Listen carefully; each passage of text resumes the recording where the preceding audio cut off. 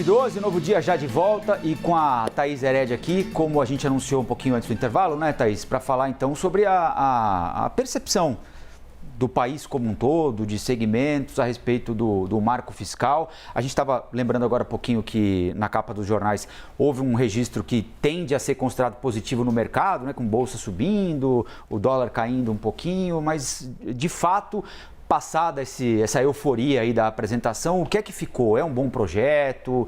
Ele é de execução possível, como disse a ministra Simone Tebet agora há pouquinho? Qual é a avaliação que é possível fazer 24 horas depois, hein, Thaís? Rafael, eu acho assim, que três sentimentos juntos, né, na recepção da regra fiscal. O primeiro deles é um alívio de que apareceu a proposta, né, e a proposta ela chega realmente com mecanismos de alguma contenção do crescimento da despesa, não uma contenção da despesa. O arcabouço fiscal apresentado por Fernando Haddad, segundo as regras, a despesa vai sempre crescer, mesmo quando o país não crescer, né, os gastos vão sempre crescer, mas de qualquer forma há ali mecanismos para contenção e para melhorar o equilíbrio entre poupar na bonança, que é uma coisa que o país não faz, e gastar na tempestade, que é para ajudar o país a atravessar. Então há ferramentas para isso. Então, o primeiro sentimento de alívio. O segundo sentimento é o de preocupação, para entender o seguinte: qual é a velocidade e a intensidade que o mecanismo vai provocar na gestão da dívida pública. E aí, para essa preocupação, a gente tem aqui a leitura dos prós e dos contras por cima dessa primeira impressão da regra fiscal. Vamos olhar os pontos positivos primeiro, Rafael. O primeiro deles é que sim, existe uma limitação para o crescimento real da despesa. A despesa ela vai crescer sempre, mas ela vai crescer sempre abaixo da receita, que é uma coisa que o Brasil, antes do teto de gastos, nunca conseguiu fazer. Se a receita subia 100, a despesa subia 100, e se a receita caísse 80, a despesa nunca conseguiu cair. Então, foi por isso que a gente entrou em déficit fiscal e o endividamento público cresceu. A segunda questão é de que todas as despesas aqui estão incluídas. Ainda vai haver uma exceção ali para a previsão de saúde, educação, os investimentos vão ter piso, né? Como disse o Sérgio Vale ontem, que é nosso comentarista aqui da MB Associados, a gente saiu da regra do teto para a regra do piso.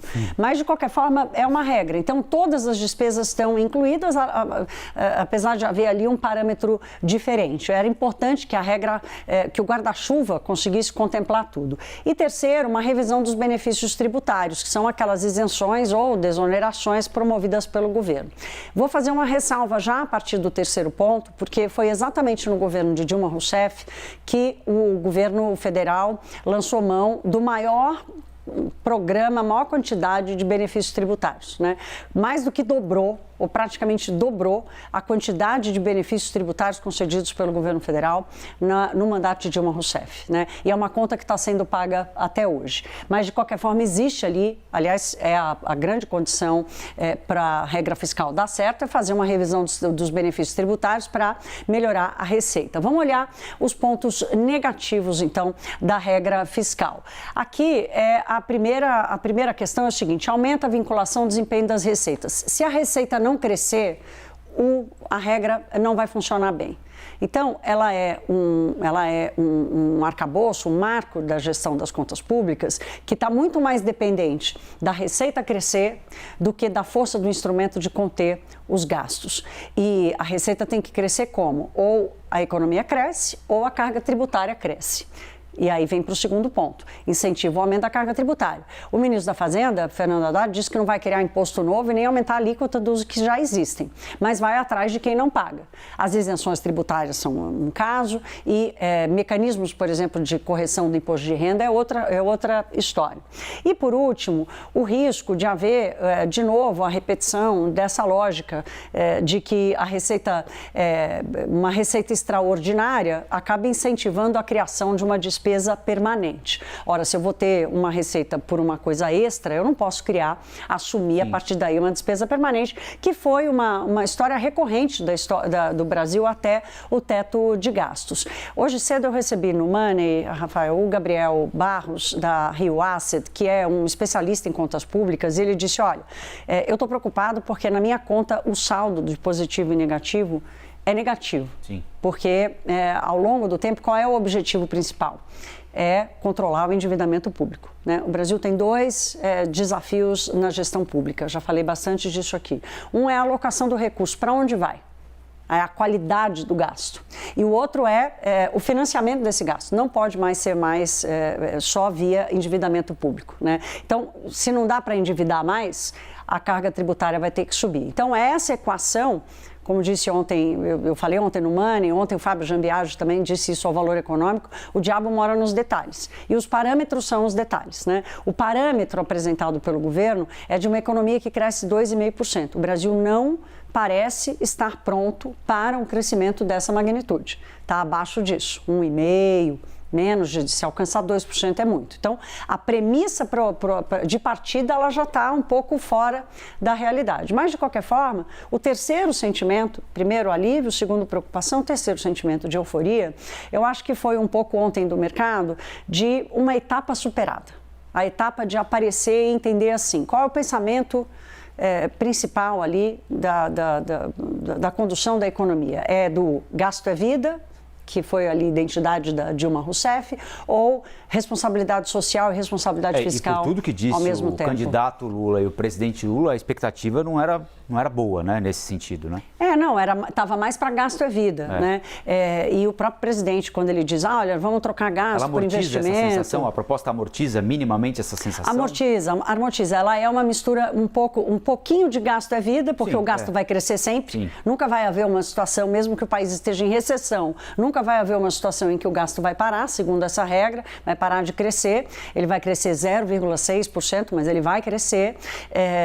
E da outra ponta, de misturar, reunir, né, responsabilidade social e responsabilidade fiscal, existe esse propósito, a premissa está aí, né? Aqui há uma dose de discricionalidade do governo, de realmente se manter firme às metas e buscar essa eficiência e entender como é que o Congresso Nacional, a partir de agora... Isso que eu ia te perguntar, porque tem o Congresso, né? E o Uribe, a Basília, os nossos analistas e repórteres lá em Brasília têm dito que o presidente da Câmara quer um relator que dialogue com a centro-direita, que dialogue com partidos com os quais um relator escolhido a partir de um partido de esquerda teria mais dificuldade para dialogar. Passando pelo Congresso Nacional, a partir de uma visão ou do trabalho de um relator que pode caminhar num sentido um pouco diferente desse que o projeto caminha, ou que um relator do PT, ou do PSOL, ou do PSB caminharia, tende a aperfeiçoar esse projeto. E para aperfeiçoar, é nisso que o Congresso deve se dedicar? É aqui que o Congresso deve prestar atenção, Thaís? O que o Congresso pode fazer para melhorar um pouco essas fragilidades que você apontou aqui?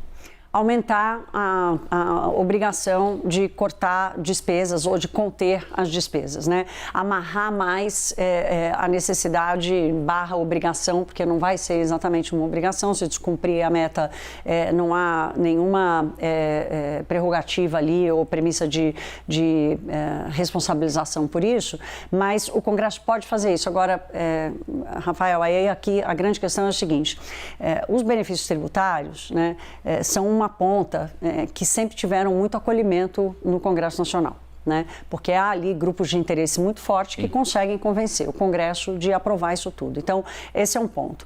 O segundo ponto é que, de 2015 para cá, desde o início do processo de impeachment para cá, toda vez que o Congresso Nacional deu de cara com um governo com governabilidade enfraquecida, ele aumentou o seu espaço sob orçamento. Então, aí as emendas parlamentares individuais de bancada de Estado, PIX, tudo quanto é jeito, quase 40 bilhões de reais para o Congresso Nacional. O difícil vai ser imaginar que eles vão abrir mão desse poder, né?